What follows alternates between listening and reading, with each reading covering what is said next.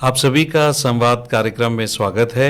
और आज बड़े हर्ष की बात है कि हमारे बीच में एडवोकेट आमीन खान मौजूद हैं।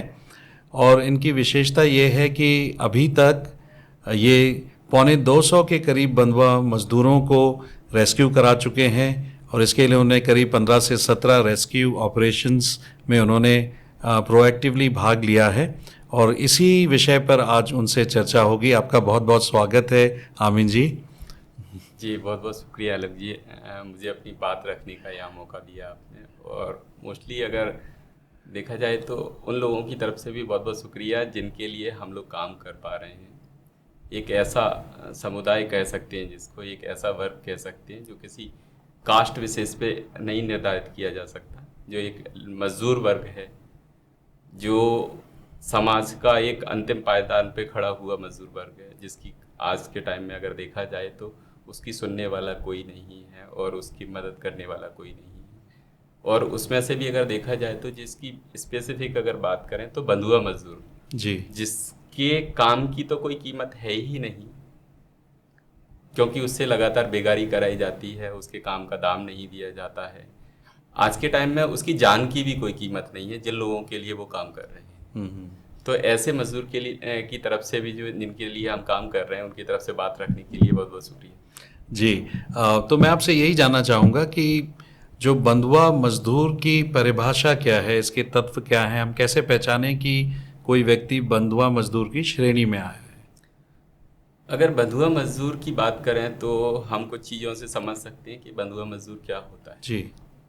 अगर देखा जाए कि बंधुआ मजदूर जो है, बेसिकली व्यवहारिक तौर पे तो हर इंसान देखने से, कोई हर इंसान अगर बच्चे को क्या ये बंधुआ मजदूर है, ये वो है, ये वो है, और हर इंसान की एक जुबान पे रहता है कि बंधुआ मजदूर सब।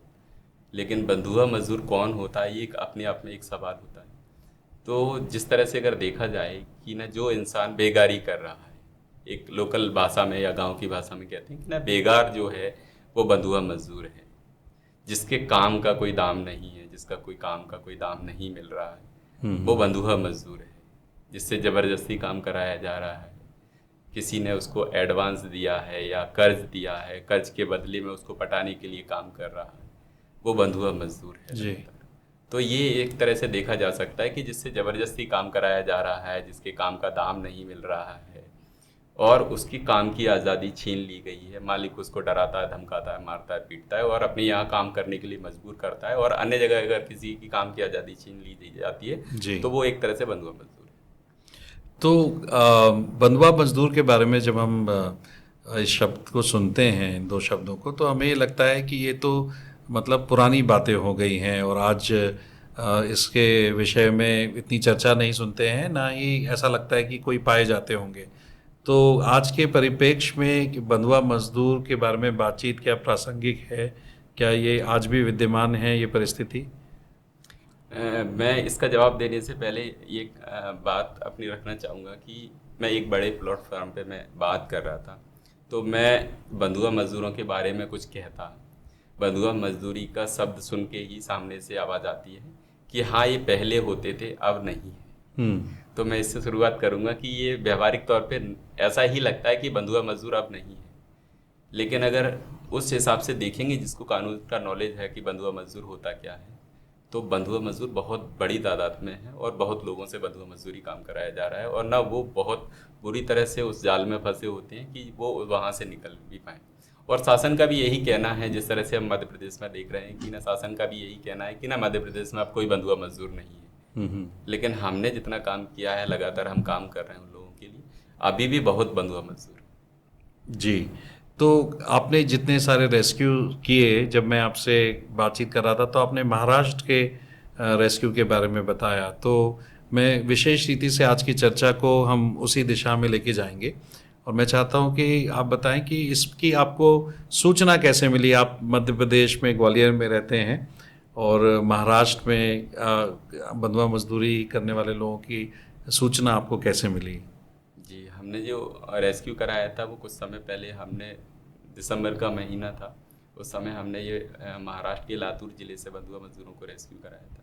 उसकी सूचना, एक्चुअल क्या, मैं एडवोकेट हूँ और मज़दूरों के लिए काम करता हूँ। तो मुझे जितने जानने वाले लोग हैं उनको मालूम है कि मैं मज़दूरों के लिए काम करता हूँ। तो एक एडवोकेट ने मुझे जानकारी दी थी कि एक व्यक्ति है वो लगातार 3 दिन से कोर्ट में आ रहा है और उनके लोग कुछ महाराष्ट्र में फंसे हुए हैं, उनके गांव के लोग, और जिनको वहां से आने नहीं दिया जा रहा है, तो उनको हेल्प की ज़रूरत है। मुझे ये नहीं बताया गया था कि वो बंधुआ मजदूर हैं क्या कौन। तो क्योंकि वो लगातार 3 दिन से आ रहे थे, लोगों किसी को मालूम ही नहीं थी कि उसकी मदद कैसे की जाए, उसको क्योंकि महाराष्ट्र में उनके लोग हैं और उनके लिए क्या किया जाए। तो एक एडवोकेट ने मुझे जानकारी दी कि आप इनकी मदद कर सकते हैं, हमें लगता है, क्योंकि और कोई कहीं से कोई आवेदन भी लिखवा रहा है तो कहाँ दिया जाए, उसको क्या किया जाए, उसको कोई जानकारी नहीं। तब फिर मेरी उससे मुलाकात हुई, उन्होंने बताया, मैंने उनके सारे महाराष्ट्र में जितने लोग थे उनकी सारी जानकारी ली, उनसे आधार कार्ड मंगाए जिन जिन लोगों के घर पे अवेलेबल थे, कुछ लोगों के नहीं थे, वो सारे डाटा लगा के, और ना उनसे पूछताछ की, उनकी एज लिखी, वो कब गए थे, कौन लेके गया था। तब वो सारी चीज़ें पता चली। हमने उनसे बात करने से एहसास हो गया, क्योंकि जो इंसान लेके गया था उनको एडवांस दिया था, गांव में ही सबको एडवांस बांटा गया था जी। कि आपको अच्छी मजदूरी मिलेगी, अच्छी मजदूरी का लालच दिया गया था। यहाँ से ज़्यादा मजदूरी उनके बेसिकली उनके गांव में जो गांव की खेती हर मजदूर हैं 300 साढ़े 300 रुपये मजदूरी मिलती थी, वहाँ पे उनको बोला गया था 500-600 रुपये पर दिन के हिसाब से उनको मजदूरी मिलेगी, और एडवांस भी दिया गया था। और वो इस लालच में आ गए थे कि जो इंसान यहाँ हमको घर बैठ के एडवांस दे रहा है वो वहाँ भी हमको पूरी मजदूरी देगा। और उनको ये भी वादा किया गया था कि ना 2 महीने के लिए काम कराने के लिए लेके जा रहे हैं, मालिक की तरफ से गाड़ी आएगी जो यहाँ से लेके जाएगी, और ना जब काम खत्म हो जाएगा 2 महीने बाद उनको घर छोड़ दिया जाएगा उन्हीं के खर्चे पे। तो आपने इस सूचना को वास्तविक कैसे जाना, मतलब ऐसी कौन सी जानकारी आपको मिली जिससे आपको आपको पुष्टि हो गई आपकी कि ये बंधुआ मजदूरी है? एक तो आपने पैसे के लेन देन के बारे में बात बताई, फिर 2 महीने से ज़्यादा भी हो गया था क्या उनको? हमने जब उनसे पूछताछ की कि क्या स्थिति है, अगर वो आप उनको बुला लीजिए, अगर क्यों आपको यहाँ आना पड़ रहा है, आप क्यों इस तरह से परेशान हो रहे हो, जब काम करने के लिए आ गए हैं तो बेसिकली जो इंसान काम करने के लिए जाता है आ जाता है लौट के, उनसे ऐसी कोई बंदिश तो नहीं होती। तो उन्होंने बोला कि ऐसा नहीं है, कि 2 महीने पहले 4 महीने पहले वो मजदूर गए हुए थे यहाँ से, और उसके 2 महीने बाद आधे मजदूर वापस आ गए, और वो वहाँ से जब निकले थे उसके 1 हफ्ते बाद गांव में आए थे। तो उन्होंने गांव में आके बताया कि उनके साथ मारपीट की जा रही है, उनको घर नहीं आने दिया जा रहा है, उनको सिर्फ सूखा राशन दिया जाता है जो खेत पे ही पका के खाते हैं वो, और उनको कोई पैसा नहीं दिया जाता है, उनको कोई मजदूरी नहीं दी जा रही है, और घर आने की बात करने पे उनके साथ मारपीट की जा रही है। और हम भी किसी तरह से छुपते छुपाते रात के अंधेरे में वहाँ से भाग के आए, जो कि 1 हफ्ते कभी पैदल चले, कभी किसी बस में बैठ गए, किराया ना होने की वजह से किसी ने उतार दिया, कभी ट्रेन में बैठ के आके गए। तो जो उन्होंने सूचना दी उनके साथ ज़बरदस्ती काम कराया, उस आधार पे हमने आइडेंटिफाई किया कि वो बंधुआ मजदूर। तो इस सूचना के सही पाए जाने के बाद आपने फिर क्या कदम उठाया इसके लिए? फर्स्ट प्रोसेस हमारी जो थी, जो उनके गांव का ही व्यक्ति था, उनके आधार पे ही हमने एक एप्लीकेशन बनाया, उसमें वो जो मजदूर थे वहाँ पे उनकी एक लिस्ट बनाई, उनकी एज लिखी, उनका पता लिखा, और उस लिस्ट के साथ में एक एप्लीकेशन के साथ में ग्वालियर डीएम को वो आवेदन रिसीव कराया हमने। तो ये जो मतलब ये महाराष्ट्र का केस था, लेकिन ये लोग ग्वालियर जिले के हैं, रहने वाले ग्वालियर ग्वालियर के थे, इसलिए आपने ग्वालियर डीएम को ग्वालियर सूचित डीएम किया। को आवेदन दिया, जो कि ड्यूटी भी ग्वालियर जिस जगह के रहने वाले हैं वहाँ डीएम की ड्यूटी है कि वो जिस स्टेट में या जिस जिले में फंसे हैं मजदूर, वहाँ के डीएम से डिस्कस करके या कोऑर्डिनेट करके उनको रेस्क्यू कराया जाए। ओके, तो ये बंधुआ मजदूर किस परिवेश से आते हैं, इनका क्या बैकग्राउंड है जिनके बारे में आपको सूचना मिली? ये 26 बंधुआ मजदूरों को मैंने जिस गांव से छुड़ाया था, ये ग्वालियर के ही 20 किलोमीटर के दायरे के बाहर ही एक गांव है, वहाँ से थे। और ये जंगल के बीचों में एक गांव है जो मांगोर करके गांव है, और एक नाथ कम्युनिटी से बिलोंग करते हैं ये सभी। क्योंकि पहले इनका जीवन यापन जंगली जानवर पकड़ के और सांप पकड़ के और ना मांगने का काम हुआ करता था, जो अब एनिमल एक्ट के आधार पे वो सारा बंद हो गया है। और ये जंगल के बीचों बीच रहने के कारण इजीली इनको कोई मजदूरी नहीं मिलती है कहीं, तो इनको एक जगह से दूसरी जगह पलायन करना पड़ता है मजदूरी के लिए। अच्छा, तो आप बता रहे थे आपने डीएम को सूचना दी, तो डीएम ने फिर इस आगे क्या प्रक्रिया करी इस क्षेत्र? 2 दिन वेट करने के बाद हमें कोई जानकारी नहीं मिली कि डीएम ने कुछ भी कार्रवाई की हो उसमें, जबकि ये सेंसिटिव मैटर रहते हैं कि इसमें तुरंत कार्रवाई करनी होती है। तो मैंने खुद ही उस व्यक्ति को साथ में लिया और हमने यहाँ से ट्रेन में बैठ के और सीधे महाराष्ट्र गए, और वहाँ के लिए भी हम एक आवेदन बना के लेके गए लातूर डीएम के लिए। जी। तो वहाँ जाते ही हमने सबसे पहले वहाँ पे डीएम ऑफिस में उपस्थित होकर वो आवेदन रिसीव कराया उनको, और वो सारे घटनाक्रम की जानकारी दी कि ऐसे ऐसे 4 महीने से जो मजदूर हैं आपके क्षेत्र में फंसे हुए हैं और उनको तुरंत छुड़ाने की ज़रूरत है। तब उनके द्वारा टीम बना के और ये प्रोसेस स्टार्ट कराई। तो ये टीम में कौन थे, मतलब ये किस किस लोगों की टीम थी ये? टीम जो बॉन्डेड लेबर जो एक्ट है उसके अकॉर्डिंग जो टीम बनती है उसमें एक तहसीलदार होना आवश्यक है, उसमें लेबर ऑफिस से कुछ लोगों का होना आवश्यक है, और जो जिस जगह वो काम कर रहे हैं या जिस गांव में काम कर रहे हैं उसका जुरिडिक्शन में जो पुलिस स्टेशन आता है उससे कुछ पुलिस वालों का होना आवश्यक होता है। तो उसी के हिसाब से करीब 2 गाड़ियों में जो तहसीलदार के ऑफिस से एक गाड़ी थी, लेबर ऑफिस से जो गाड़ी आई थी, पुलिस वाले भी आए हुए थे, तो इस तरह से एक टीम गठित हुई थी वहाँ पे रेस्क्यू करने के लिए। तो इस टीम ने फिर क्या किया, क्या कार्रवाई करी इस क्षेत्र में? ये टीम बनने के बाद वहाँ घटना स्थल पे पहुँची, जो कि बहुत इजी नहीं था वहाँ जा पाना, क्योंकि जो गांव था वो बहुत दूर दराज में था और बहुत मुश्किल था वहाँ जाना। और वहाँ पे एक्चुअल क्या उन मालिक ने उन मजदूरों के फ़ोन भी छुड़ा रखे थे, किसी के पास कोई बात करने का तरीका नहीं था। एक लड़की थी जिसकी शादी होने वाली थी, जो दिवाली पे शादी होने वाली थी, निकल गई था टाइम, क्योंकि वो बंधुआ मजदूर थे वहाँ पे और उनको आने नहीं दिया जा रहा था। वो अपने मंगेतर से बात करने के लिए एक छोटा सा फ़ोन छुपा के रखती थी, उससे किसी तरह से कभी कभार हमारी बात हो पा रही थी, तो उसी से पूछते पाछते हम किसी तरह से उस गाँव में पहुँचे थे। उसके बाद के बारे में बताइए कि कैसे उनको रेस्क्यू किया। जब वो टीम उसमें हम भी साथ में, क्योंकि यहाँ से गए हुए थे तो साथ में गए, और ना उनके गांव का एक व्यक्ति था उसको हमने साथ में रखा हुआ था कि जिससे उनको आइडेंटिफाई कर सके ये उन्हीं के गांव के व्यक्ति हैं क्या नहीं है। जब हमारी टीम पहुंची तो वहाँ चूँकि बहुत दूर दराज में था और करीब डीएम कार्यालय से ही 30 किलोमीटर दूर था, तो हम किसी तरह से वहाँ पे पहुँचे और रास्ते में ही हमको जानकारी लगी कि वो जिस गांव में हमें सूचना मिली थी वो वहाँ भी नहीं है, उससे दूसरे गांव में उनसे बंधुआ मजदूरी कराई जा रही है, क्योंकि वो जिस लेवल की बंधुआ मजदूरी कर रहे थे उनको एक जगह से दूसरी जगह उनको ट्रांसफ़र किया जा रहा था बार बार।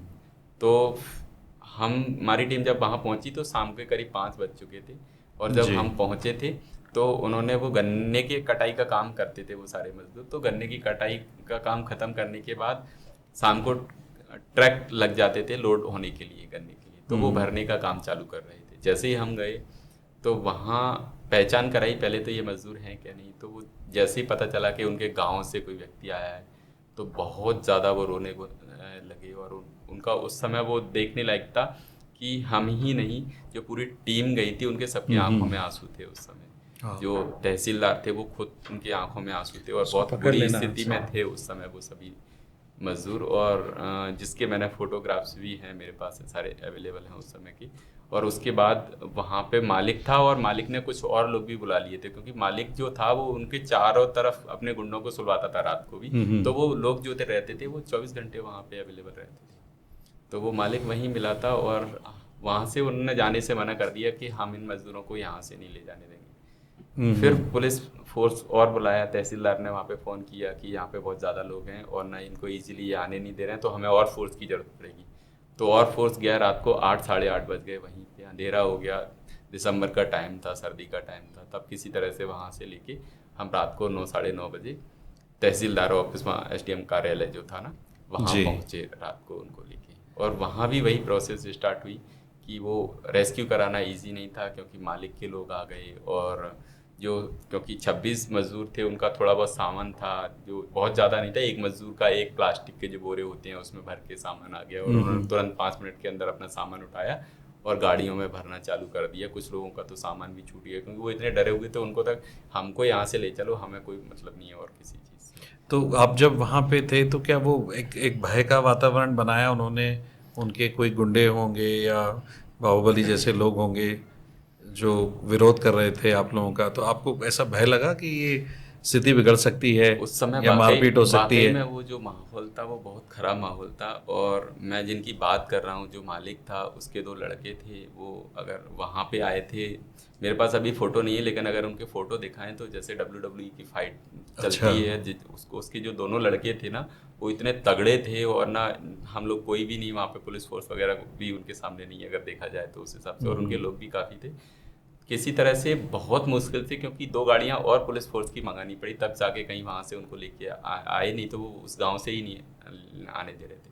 हमने जी। वहाँ पे कुछ वीडियोस भी बनाए थे जिसमें वो रो रहे और ना गिड़गिड़ा रहे मजदूर कि हमको अब यहाँ से ले चलो, क्योंकि वो 5 बजे से लेके करीब 7, साढ़े 7, 8 बजे का टाइम निकल गया था। और फिर उनको भी, मजदूरों को लगने लगा था कि अब ये हमको यहाँ से नहीं जाने देंगे, तो वो पैरों में गिरने लगे मजदूर भी, और रो रहे थे कि हमको अगर आज रात को अब आप यहाँ से नहीं ले गए तो ये हमको जान से मार डालेंगे। तो आपको अभी कुछ भी करिए, कुछ कैसे भी कीजिए, अब हमको यहाँ पे छोड़ के मत जाइए और हमको लेके चलिए। जी।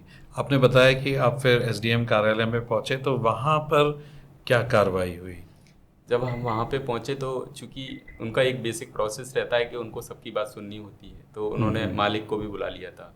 और जब वहाँ से मज़दूरों को लेके आए थे तो मालिक से ही बोला था कि इनके सामान को लेके और वहाँ तक ले जाने की व्यवस्था तुमको करनी पड़ेगी।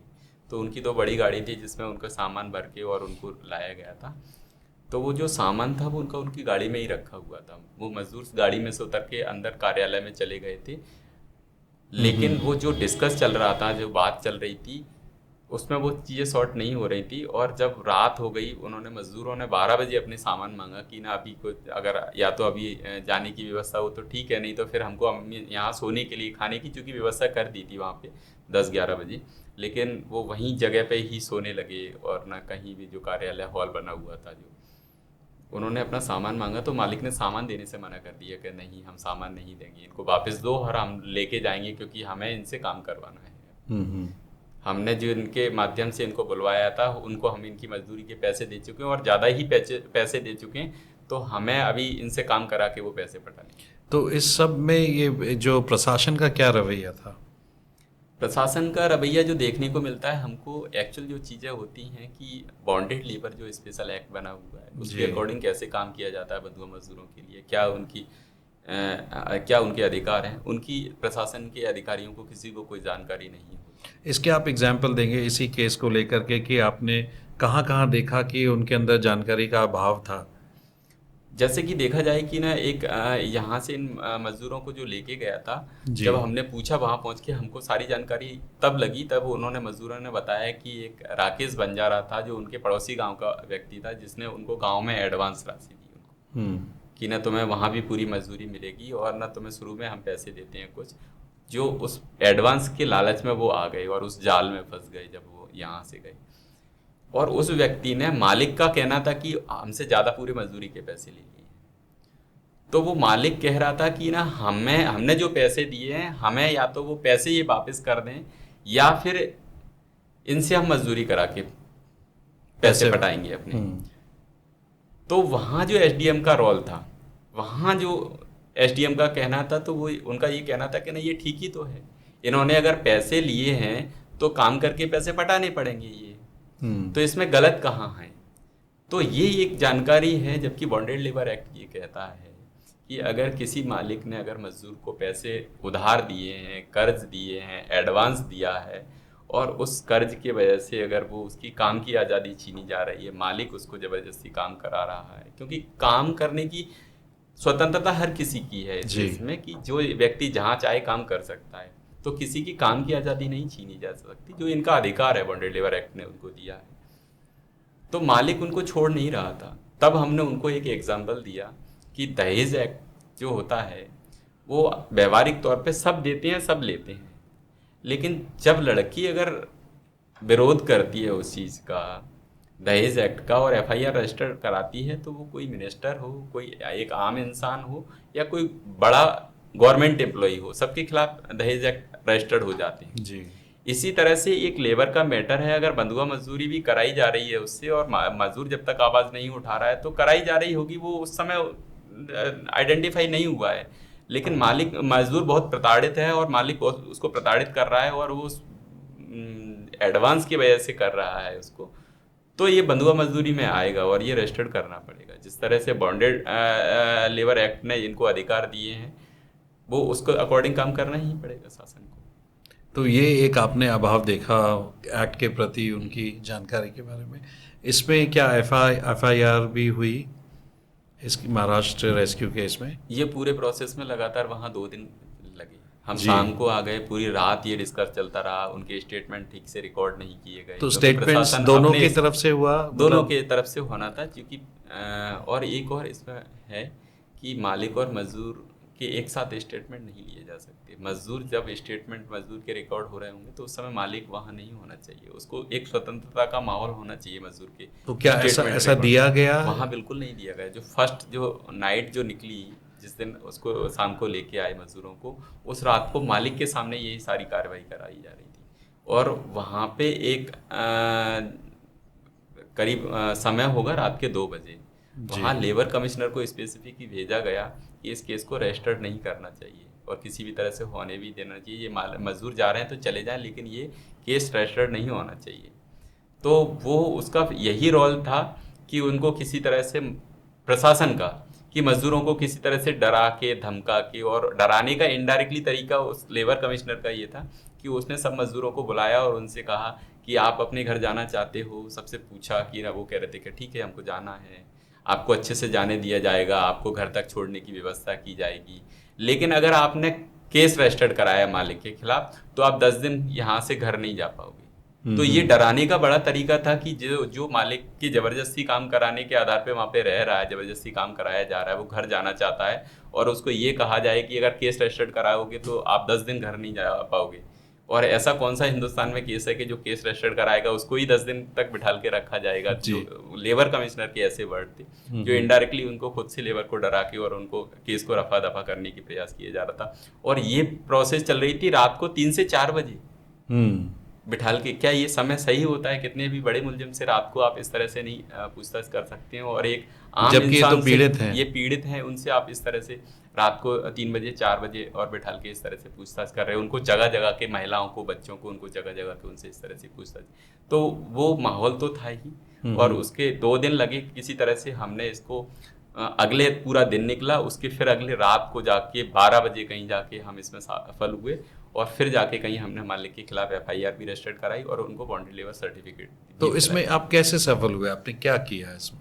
एक्चुअल क्या था कि वो पूरी रात निकल गई और उस समय उन्होंने पूरा प्रयास किया, और ना जो स्टेटमेंट जितने हो पाए किसी तरह से उन्होंने आधे अधूरे स्टेटमेंट रिकॉर्ड किए। जब वो स्टेटमेंट रिकॉर्ड कर रहे थे लेबर कमिश्नर, तब मैं भी वहाँ मौजूद था। तो वो कुछ पूछ नहीं रहे थे, वो अपने हिसाब से लिख रहे थे। तो मैंने उनको पूछा कि आप स्टेटमेंट ले रहे हैं कि आप अपने हिसाब से लिख रहे हैं? तो कि नहीं, आपके हिसाब से भी नहीं लिखेंगे, हम लिख तो रहे हैं। तो मैंने कहा आप उनसे पूछिए तो कि उनके साथ हुआ क्या है। तो उनका शब्द था मुझसे कि ना आपके हिसाब से भी नहीं पूछेंगे हम, कि आप जो बोलोगे वो हम पूछ लें उनसे। तो मैंने कहा था कि आप हमारे हिसाब से मत पूछिए, अपने हिसाब से भी नहीं पूछ सकते। उनके फैमिली वालों ने जो कंप्लेंट लिख के दी है, डीएम कार्यालय में आई है, रिसीविंग है आपके पास, जो उन्होंने बताया है कि उनके साथ क्या क्या गलत हो रहा है, आप वो सवाल पूछिए उनसे, उस पर आप उनको जवाब लेने पड़ेंगे।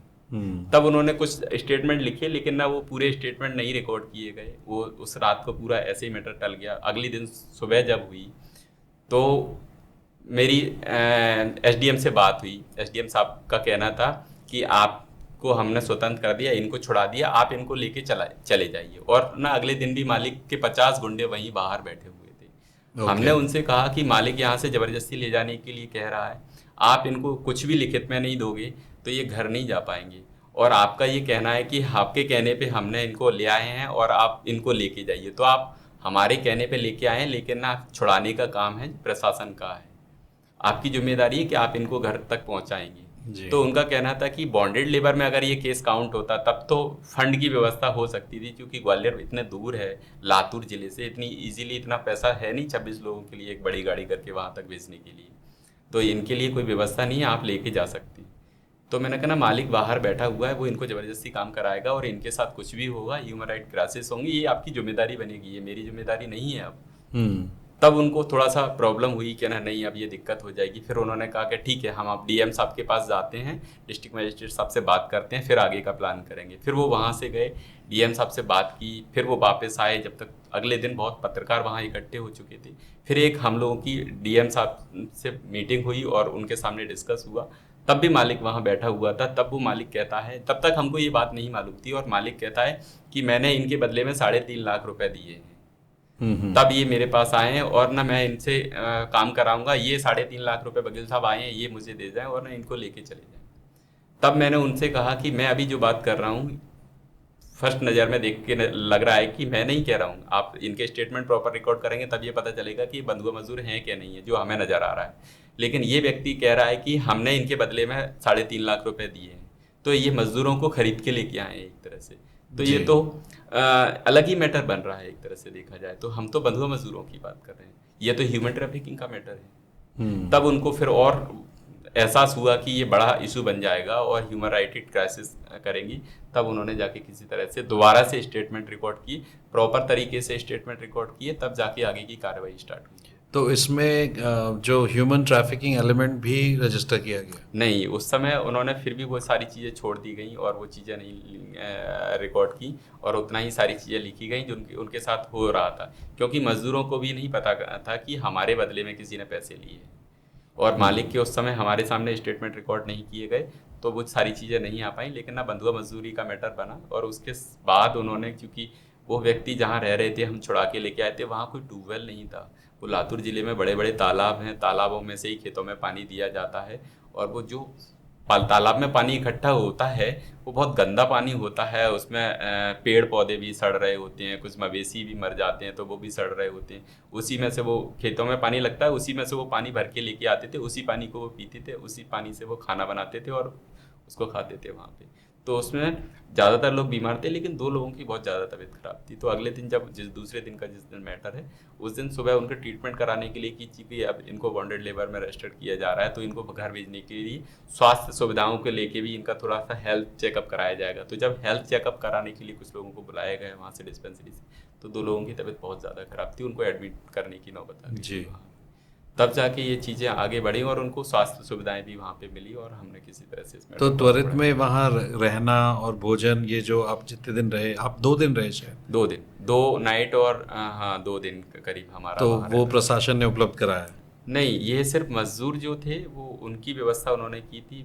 हम और हमारे साथ एक वहाँ से गांव के व्यक्ति गए थे, हम बाहर रुके थे, वहीं पास में एक लॉज में एक रात को रुके वहाँ पे, और वहीं अगले रात को फिर चूँकि निकलना था तो एक रात को हमने वहाँ होल्ड किया था। तो 2 दिन हमारा पूरा उस प्रोसेस तो में चला। एफआईआर हुई, बीएल सर्टिफिकेट भी उनको दिए गए? यस, जो उसके बाद जो एफआईआर की प्रोसेस स्टार्ट हुई, और वहाँ वो सर्टिफिकेट भी सभी मजदूरों को दिए गए। और उनके लौटने का जो प्रावधान किसने किया? वहाँ से चूँकि डायरेक्ट ट्रेन नहीं थी, वहाँ से एक ज़िला था, वहाँ से करीब 125 किलोमीटर दूर। तो वहाँ तक जाने के लिए जो मुझे लगता है, वहाँ से मुझे एक्चुअल नाम नहीं आ रहा, लेकिन सोलापुर कोई ज़िला था, वहाँ से ग्वालियर के लिए ट्रेन थी। तो वहाँ तक के लिए गाड़ी की प्रशासन ने व्यवस्था कर दी, फिर वहाँ से वो ट्रेन में बिठाल के और वहाँ से किसी तरह से वो मजदूर यहाँ तक। तो उस समय में कोई ऐसी राशि या कोई सहायता नहीं मिली प्रशासन की ओर बिल्कुल से? कोई सहायता राशि नहीं दी गई उस समय उनको, और एक्चुअल उसके तुरंत बाद उनको सहायता राशि दी जानी चाहिए होती है, जो एक्ट के माध्यम और जो स्पेसिफिक 2016 की स्कीम है उसके अकॉर्डिंगली। तो वो राशि अभी तक उनको नहीं दी गई है, जो कि उनको बाद में दी जानी चाहिए। तो ये रेस्क्यू कब किया गया? ये दिसंबर 2022 का रेस्क्यू था, और वो अभी तक उनको सहायता राशि नहीं दी गई है। अच्छा, तो अभी इनकी क्या स्थिति है? ये दोबारा से वही एक्चुअल क्या है, जो बंधुआ मजदूर होता है, बंधुआ मजदूर के लिए एक स्पेसिफिक पॉलिसी बनी हुई है 2016 की, और उसमें कुछ इम्प्लीमेंटेशन किए हैं 2021 में।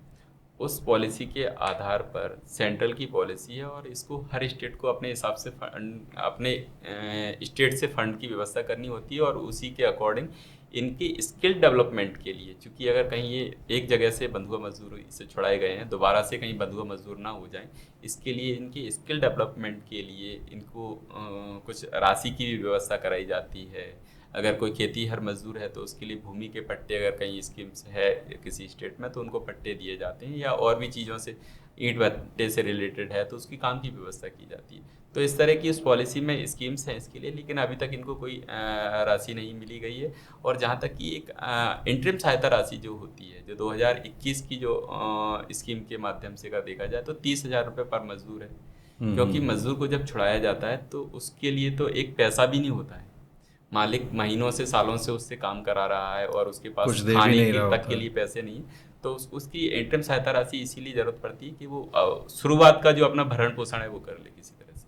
तो वो भी अभी राशि उनको नहीं दी गई है। हम्म। तो अभी तो 2 साल, 1.5-2 साल होने को आया है और अभी उनको कोई सहायता राशि नहीं मिली है। वो सहायता राशि नहीं मिली है। उसके अलावा हमने महाराष्ट्र में भी वहाँ पे डीएम को लेटर भेजे हैं 2 बार, और ना ग्वालियर डीएम को भी लेटर दे दिए हैं, चूँकि अभी तक कोई कार्रवाई नहीं की है। और रिसेंटली हम उसको हाई कोर्ट में केस पुट अप करने जा रहे हैं इसी चीज़ के लिए कि उनको रिहेबिलिटेशन की व्यवस्था की जाए गवर्नमेंट के माध्यम से। जी। इसके अलावा आप कोई और बात जो इस रेस्क्यू के बारे में बताना चाहेंगे? रेस्क्यू में एक तरह से देखा जाए बंधुआ मजदूरी जो है, जिस तरह से गवर्नमेंट ले रही है इसको बहुत हल्के में ले रही है, या कहते हैं कि हल्के में नहीं ले रही है, अगर देखा जाए तो वो जानबूझ के छुपाती है इस मैटर्स को। उसका रीज़न भी ये है कि अगर कोई डिस्ट्रिक्ट लेवल की अगर कहीं बात की जाए और वहाँ से कोई बंधुआ मजदूर ज़्यादा निकलते हैं तो एक तरह से देखा जाता है उस डीएम की इमेज का भी सवाल होता है। जिस स्टेट से ज़्यादा मजदूर निकल रहे हैं बंधुआ मजदूर, तो उस स्टेट के जो सीएम है उसकी भी इमेज का सवाल रहता है कि उसके स्टेट में इस तरह की प्रथा को बढ़ावा मिल रहा है। तो देखा जा रहा है, हमारे बेसिक तौर पे हम ज़मीनी स्तर पे काम कर रहे हैं। प्रशासन खुद से इस मैटर को दबाने का प्रयास करती है और ना वो उसको आइडेंटिफाई होने ही नहीं देती है और उसको बंधुआ मजदूरी में काउंट ही नहीं होने देना चाहती है। तो ये चैलेंजेस हमको देखने मिलते हैं कि किसी तरह से उनको छुड़ा पाना, क्योंकि उस समय जब हम बंधुआ मजदूरों की मदद के लिए जाते हैं, ये काम पूरा करने की ड्यूटी जो है गवर्नमेंट की ही है। खुद से उनको छुड़ाना होता है। एक उनकी कमेटी भी गठित होती है डीएम डिस्ट्रिक्ट लेवल की, उसके पास स्पेशल फंड भी रहता है जी। लेकिन फिर भी वो काम नहीं करने के लिए तैयार हैं। तब एक एडवोकेट के तौर पे मान लीजिए या एक्टिविस्ट के तौर पे मान लीजिए कि हम जब समाज में या बीच में से कहीं ढूंढ के लेके आते हैं कि बंधुआ मजदूर हैं, उनको जानकारी देते हैं, उनकी जो ड्यूटी है वो उससे पीछे भाग जाते हैं, सिर्फ इस वजह से कि ना हमारे स्टेट की या हमारे डिस्ट्रिक्ट मजिस्ट्रेट की कहीं किरकिरी ना हो जाए। जी। मेरा अंतिम प्रश्न ये होगा आपसे कि एक सिविल सोसाइटी इस बंधुआ मजदूर जो विद्यमान है, इसके लिए सिविल सोसाइटी के लोग इसमें क्या क्या योगदान दे सकते हैं? एक्चुअल क्या है, ये मुद्दा जो है एक समाज के बीच का ही मुद्दा है और समझ ही नहीं आता है लोगों को। पहले तो जो व्यक्ति काम करा रहा है उसका तो फ़ायदा, वो अपना फ़ायदे के लिए तो काम करा ही रहा है कि ना, कि जिसने एडवांस दे दिया उसको कर्ज दे दिया, उस कर्ज के आधार पे उससे बेगारी करा रहा है, उससे फ्री में काम करा रहा है। लेकिन हम अपनी तरह से अगर एक आम इंसान की तरह अगर बात करें, हमारी नज़रों के सामने या आसपास कहीं काम हो रहा है तो हम उसकी मदद नहीं कर, देख तो रहे हैं कि वो बंधुआ मजदूरी के तौर पे काम कर रहा है, लेकिन फिर समाज के लोग समझते हैं कि ना हम अगर उसकी कुछ मदद करेंगे तो वो हमारे सिर पे ही नहीं आ जाए, हम उसके लिए कैसे मदद करेंगे। तो लोगों को पता ही नहीं है कि कैसे उसकी मदद की जाए। और मदद करने का मैं समझता हूँ अगर किसी को जानकारी मिलती है तो उस व्यक्ति से बात की जाए किसी तरह से और उससे पूछा जाए कि तुम कहाँ से हो, क्या हो, तुम इस तरह से काम क्यों कर रहे हो, तुम्हें मजदूरी मिलती है क्या नहीं मिलती है, अगर नहीं मिलती है तो अगर वो छूटना चाहता है उस यहाँ वहाँ से क्या नहीं आता, तो लोकल जो भी डिस्ट्रिक्ट मजिस्ट्रेट है वहाँ पे उसको जानकारी देनी चाहिए मेरे हिसाब से, कि जिस तरह से उसकी मदद हो सके। जी। अभी हम बात कर रहे थे एडवोकेट आमीन खान जी से, जिन्होंने बंधुआ मजदूरी के बारे में और विशेष रीति से महाराष्ट्र रेस्क्यू के बारे में बड़ी विस्तार से हमारे साथ चर्चा की। और हम आंकड़ों को देखें तो लगभग 4,700 सरकारी आंकड़े हैं कि 4,700 के करीब बंधुआ मजदूर हर साल छुड़ाए जाते हैं और इन आंकड़ों से अधिक भी ये संख्या हो सकती है। इसलिए हम, जैसा उन्होंने बताया, कि एक सिविल सोसाइटी को हम सबको मिल कर के जहाँ पर भी हम ऐसे केसेस देखें, अपने डिस्ट्रिक्ट मजिस्ट्रेट को इसको ज़रूर सूचित करें। आमीन जी, आपका बहुत बहुत धन्यवाद, आपने इस चर्चा में आप शामिल हुए और मुझे लगता है कि एक बड़ी जागरूकता का ये पॉडकास्ट काम करेगी। आपका बहुत धन्यवाद। जी जरूर।